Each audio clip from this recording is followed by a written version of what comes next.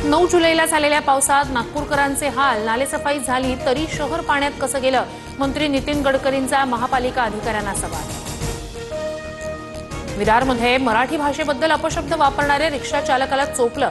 मनसे आणि ठाकरेंच्या शिवसेना पदाधिकाऱ्यांकडून चोप, मुजोर रिक्षा चालकाला मागायला लावली माफी।